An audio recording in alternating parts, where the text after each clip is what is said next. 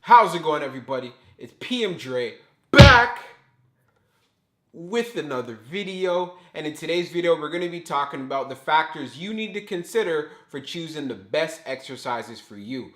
Number one, focus on exercises that take it easier on your joints. Here's an example. There's a lot of people who are not comfortable with doing the barbell flat bench press. They say they have shoulder pain, or they just say that, you know what, it just doesn't feel good for me, Dre. Like, I feel like I'm gonna hurt myself. So an alternative that people tend to choose is the dumbbell flat chest press. So I love this exercise because it also gives you a greater range of motion as well, so you can get a really good stretch while doing this exercise, and you just feel it a lot more in the pecs. I know I can say that for myself, but I do a mixture of both. The same thing could be said for when you're doing, let's say for example, the barbell row. You can also do the dumbbell row and do it in the same exact fashion as well, and also get more of a range of motion. So there are alternatives that you can choose that will make it easier on your joints, and just make sure that, again, we're focusing on longevity here. The longer you train, the better.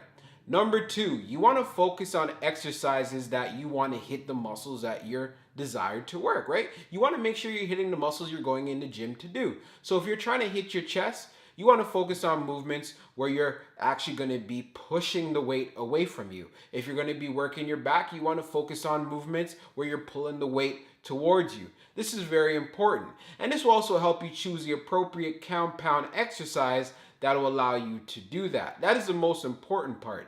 As we said before, you do not want to put too much focus into isolation workouts. You want to focus on those multi-joint exercises. After you're finished that, then you can jump into your isolations. And then the third thing I want to mention, make sure you're careful with your exercise selection as far as how you can progressively overload with the weight and also the reps. So here's an example. You want to build up your chest. Please do not prioritize doing chest flies, right? You put on more mass and it's more natural of a movement when you're pushing the weight right away from you, right? So you want to focus on pressing type of movements like that, just easy like that. That's what's going to build your chest. By doing the chest fly, that is okay. It does have its place, but at the same time, here's the factors. Number one, there's only so much weight you can do with the chest fly, and number two, it is very easy to get hurt. It's not as safe as doing the traditional chest press at all. And this is one thing that I want to really hit home,